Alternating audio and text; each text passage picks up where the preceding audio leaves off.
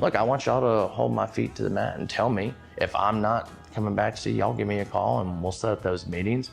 And some of them I've offered to do kind of standing meetings, town halls, to come in there and make sure, because I have heard that a lot. I've heard that, there's this idea that as government officials, we go to Austin or we go to DC or where have you, and just during campaigning time is when you actually come back and you're engaged. And I think another thing is to do things like this podcast, like you're doing here.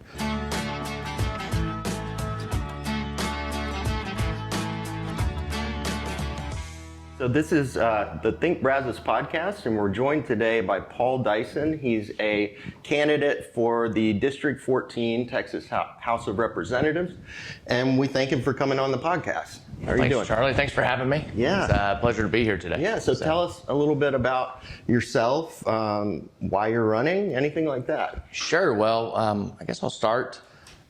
I'm a local boy, grew up here. My family moved here in 1980. Okay. And actually, one of the first schools I remember was just right across the street over there. It was called Wonder World. It's over in that Brazos Fellowship Annex now, but that was Wonder World. And my kids, I remind them that every time, usually when we're driving by there, when we're leaving church on Sunday.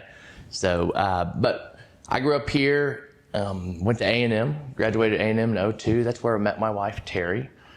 We have two kids, Drew and Jamie, and they're 13 and 10, respectively. And so I got into this race, and the reason why I'm running is when John Raney announced his retirement, we had Larry Hodges running, and I know Larry real well, and we were talking, and then he announced that he was going to get out of the race. And so I was talking to John Raney about it, and I decided that this was the right time for me to jump in and kind of provide that consistent leadership that I think Brazos County needs and that Brazos County has had under John Raney, and it's something that I was hoping to continue. I've always viewed myself as a man of action, but I'm also a listener. It's been a big part of me as an attorney and what I've done over the years, and kind of through all the business negotiations and everything else that I've been part of. I think that's an important part. I think that's important because as a representative, that's really what you do, right? You're there to act, vote on behalf of your district, vote the best way that you can for your district, but you're also there to listen to all the constituents in your district, to make sure that you're actively representing them and staying in touch with what they're hoping to see. Yeah. So you're running against, I believe it's two other candidates in the primary, or one other candidate in the primary. What do you feel like makes you different or sets you apart, makes you the best candidate for this job? I think when I think about myself, it's my temperament, one.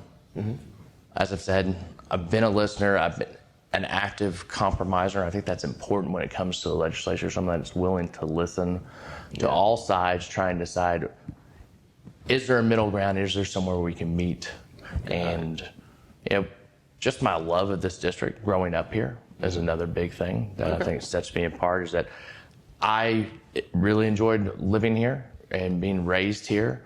I enjoyed the values that I received from being raised in this town, and it's something that I'd love to see my kids continue, and something I'd like to be a part of to make sure that they do continue. Perfect. Well, let's jump into a couple of topics. One of the main ones that impacts, everything from affordable housing to any kind of housing, not to mention schools, things like that, is the 1,000 people who are moving to Texas. I should have gotten my stats right, but there are a ton of people moving to Texas. That's putting a strain on schools, on, as I mentioned, affordable housing, a number of things. What do you feel is the state's role, if any, in mitigating? There are a lot of good things about people moving to Texas, but there's also impacts otherwise.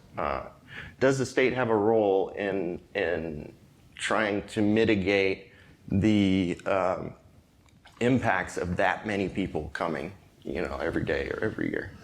So I believe when I think about the legislature, I always talk about it's the highest level for the state, right? And I view the legislature as the policymaker, the framework.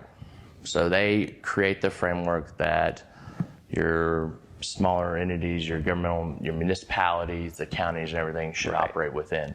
Part of that also is to make sure that we continue to attract the business and the growth and development that we want in this state, because that's important for this state to continue to grow and succeed as it's done over the past few decades.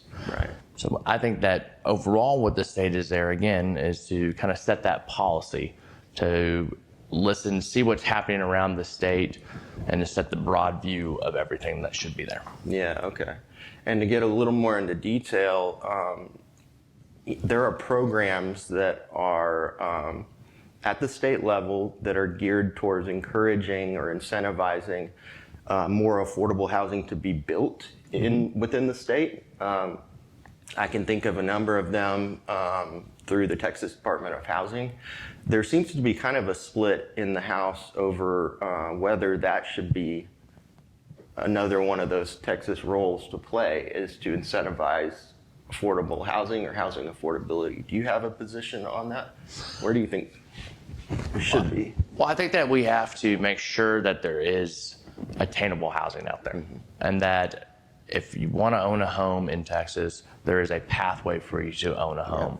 And I do think that the legislature has to take a look and see what kind of programs, what kind of incentives, what kind of policies need to be implemented to help to encourage that. You know, and I think sometimes what people kind of forget when they're looking at it is it's not just about purchasing that home, but it's the cost of maintaining and owning that home going forward. And I think that kind of hits on one of those big pivotal issues that we've been talking about for a long time, which is property tax relief. Yeah. And how do we get that permanent property tax relief so that once you are able to attain that house, that you're able to keep that house. Right. No, that makes a lot of sense. And just to clarify for our listeners, viewers, when I say affordable housing, you know, it's kind of hard to define what that is, and I know it's a buzzword with some folks, and so I like the way you described it as attainable housing. And I mean, I feel Habitat for Humanity is one of those organizations that provides that. So, to move on to another subject, this one's been in the news quite a bit more, and it is school choice or vouchers. It honestly, in my view, education has a big impact on where people ultimately decide to locate, whether to come to Texas or not, whether to go within the state, move around as well. How do you feel towards that issue? Are you kind of for or against vouchers, or neither? So I think what we saw over this last legislative session is that there is an appetite for school choice, parental choice, vouchers and educational savings accounts. There's different parts and makeups that go into this whole idea of parental choice. I think that if we look at it now, there are parental choices, but there could be more. And that's one of the things that I think a lot of people are pushing for. The governor obviously has made a big push for it.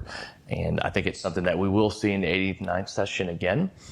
But at the same time, there's another appetite, which is to keep our public schools strong. Right. And that's what I think goes to what you're really referring to, Charlie, is that a strong public school system and strong local public schools is important. It's important for your housing community, for your builders, for all really economic success in the area, because that's what people are looking for when they want to move or if they're going to relocate. Yeah. But I think what we saw, and I think we saw this under House Bill 1 that was proposed, is that there is a compromise to be worked out there. Now, I think there's more that we can do and more that we can look at. I've talked with local superintendents. I've talked with members of the legislature. But the important part is to keep those lines of communication open and keep talking. It's not mutually exclusive when it comes to either school choice or public education. We can fund and make both strong. And as Texas likes to be, we can be leaders actually in both areas, I believe. Yeah. So I'm pretty sure I would know your answer, but I'm going to ask this anyways. Sure. Your opponent has stated a number of times that, in the primary, your opponent has stated that property taxes in general should be eliminated and that they cause all of these other problems and we can find that revenue elsewhere. Where do you stand on, I don't think you take that hard of a view, right? So, and I've recently seen that my opponent has taken that stance about eliminating property taxes, and I understand why people want to eliminate property taxes. You know, there's a lot of people, and you'll hear that buzzword about I'm renting my house from the government. I don't. Yeah. But we have to have an alternative in place. And when I sit down and I talk to people, you know, I'm a pragmatist. I don't want to throw it into a world of chaos. I would love for property taxes to be eliminated. I think everybody would love for property taxes to be eliminated if we have another source of revenue. But where does that come from? Is it a new consumption tax? What type of taxes are we looking at that we would use to replace and to supplement that? Because property taxes, it's important. We have to use that for funding other things, including our public schools that we were just talking about. And so you can't, on one hand, say, I'm for strong public schools, I want to eliminate property taxes, but then you don't bridge the gap in between. Yeah. So you are right. I would not go to this point. I would like to work towards a solution, if possible, to eliminate property taxes. Okay. Once I get to Austin, it's one of those things, also as a freshman, that you have to understand is that there's a lot of learning that's going to be going on that first session. You know, there's only so much you can learn from the outside. Yep. I've tried to call and contact as many people as I can to try and get a better understanding of everything. And I would tell you, for as much as we hear, we have a great group of House of Representatives from top to bottom that are very willing to talk with you before you get there, kind of explain a bunch of different issues. I've found that since I kind of launched the campaign back in September. They've been a great resource. It's like, help me understand better really what's going on, because sometimes you only get the media story. You don't get what's the meat and potatoes that's actually happening in Austin. So permanent property tax relief, to me, is not just a buzzword, it's something to work for. I think that we're putting Band-Aids currently on it, but that is going to take a lot of work. Okay. And that is something that I would dedicate, and that's part of my platform. And really, that's something that you hear constantly when you're out here knocking on doors and talking to people in HD 14. I mean, that's below the border. That is the highest concern. It is property taxes. Okay. And do you have you don't have any specific ideas of what in the long term the Texas government could do to get to eliminating property taxes at this time, right? I don't. There's so many things you have to take a look at, because there's been proposals about whether it be professional services taxes, sales taxes, real estate transaction sales taxes, and you know, there's always an effect from everything that you're going to do, and you have to really make sure that you've studied and examined that before you just say, well, am I just really shifting the burden to some other place to where now I've made it, we'll go back to attainable housing, I've made it to where it's not really attainable to buy the housing because there's an upfront tax that I can't afford now to buy that house. And so I think there's a lot of things that we have to take a look at. And hopefully when we're up there in Austin, there will be that appetite to do it. But I think that is changing around here. And what you will at least see is continual property tax relief that goes through. And so what you're talking about there is things like homestead exemption, that kind of thing. Were you in support of the homestead exemption increase in the last session? Yes. I think it was like 60,000. They went from 40 to 100,000? Yeah. Yes, I was, and I voted for it as constitutional amendment, which I think a little over 80% support on that one. Imagine. Which, you know, but again, that kind of goes back to the appetite of what the constituents and voters want. That, yes, they would like some property tax relief, and it kind of goes into the idea of also looking at appraisal districts and looking at appraisals, the other part of that equation. But there's one thing, and I don't want it to be missed, we like to talk about the revenue side a lot, because that's what we feel the most impact on, right? We write the check. In fact, this month there's a lot of people writing that check to the government and being reminded what their property taxes are. But it's important to remember that there's another side of the equation that we have to check. And that's part of the check and balance, which is expenditures. And make sure that we're keeping those expenditures in check while we're there in Austin too, and keeping that budget to where it really is about what the government should be providing, which is the necessaries, I guess. Okay, so got it.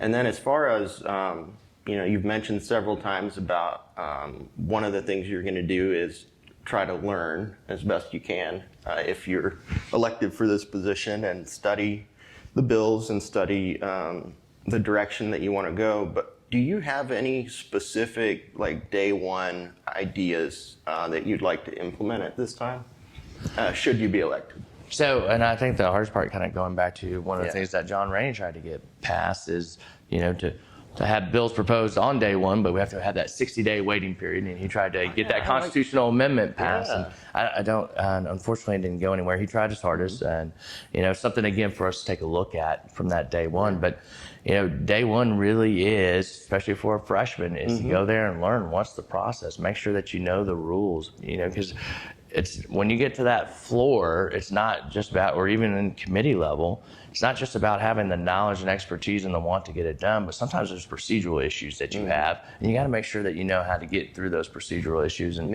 my understanding, especially for freshmen, it's kind of a training camp for you to make sure that you know all those and kind of get up to speed. So I think that would be some of the biggest things. But leading into it, especially after general election, you start talking to everybody about what's going to be the hot topics, which I think we know one of them, which is going to be school choice and public education. Yeah. And if, I've heard this many times from people discussing not just our Congress, but also the state legislature, that folks are elected, they go to Austin, and they're being spoken to by people in Austin, interest groups, all that kind of stuff so much that they feel that the representative has forgotten about the everyday man or woman who's the voter. What are you planning to do to try to mitigate that? Because I'm sure that you've seen enough to know that there are a lot of pulling going on. How do you keep focused on the Brazos County or BCS voter? So one of the big things is, we are a part-time legislature. Supposedly. I don't know. Some people might debate that this last session because I think they were in a little over 250 days in session when you count all the special sessions together. But overall, we're part-time. So what makes it nice about a state rep level is there is a lot of time to stay connected here in your district. But it is still incumbent upon us as representatives to make sure that we are. One of people that I really look up to, Bill Flores, one of the things he used to do is hold town halls. It's something that I really like. I like that engagement and the community engagement. I think that's what you have to be as a representative. It goes back to what I was saying before about listening. That's one of the biggest parts of our job is to listen, because how do you know if you're voting your district if you're not actually listening to what people in your district are saying? And, another thing is we won't all agree, and we have to understand that going in. We're not going to all agree. But I've always told people, the thing is, you'll know where I stood, why I did what I did. There'll be that transparency, and I'll explain to you why I made the votes the way that I did. And so I've kind of gone to different groups, local groups here, and told them, look, I want y'all to hold my feet to the mat and tell me if I'm not coming back to see y'all, give me a call, and we'll set up those meetings. And some of them I've offered to do kind of standing meetings, town halls, to come in there and make sure, because I have heard that a lot. I've heard that there's this idea that as government officials, we go to Austin or we go to DC or where have you, and just during campaigning time is when you actually come back and you're engaged. And I think another thing is to do things like this podcast, like you're doing here. It's just as much community engagement as you can keep. WTAW does a good job. Try and stay connected. We can't connect individually all the time, but it's one of those, your constituents deserve to know exactly what's going on and what you've been doing. So, well, is there anything else you would want the voter to know, or anything you want to add? Campaign website, things like that? Well, so my campaign website is DysonForTexas.com. Like I said, we've been running since about September. We have tremendous momentum. Please go to the website. You can check out all the different endorsements. What really means a lot to me is there's a lot of community leaders, people that I've known since I was little, people that have known my mom and my dad that have come out and support, and that's always been a big thing for me. And if you'd like to be involved, if you'd like to help out, we are always looking for extra volunteers. There are a lot of doors to knock, and I would love to knock on every single one. It seems to be a little bit of a fantasy right now to be able to get all that done based on what my block walking's been so far and out there. But you will see me. If you ever see me around town, please stop me, say hi. I'd love to get to know you. And to be fair, no matter what end of the political spectrum you may be on, I will be your representative when elected, and so I will represent everybody that's in this district. Okay. Well, thank you so much for coming today. Again, this has been Paul Dyson, representative or running for the House of Representatives 14, District 14. Charlie and I want to appreciate everything you do. Thank you. Yeah.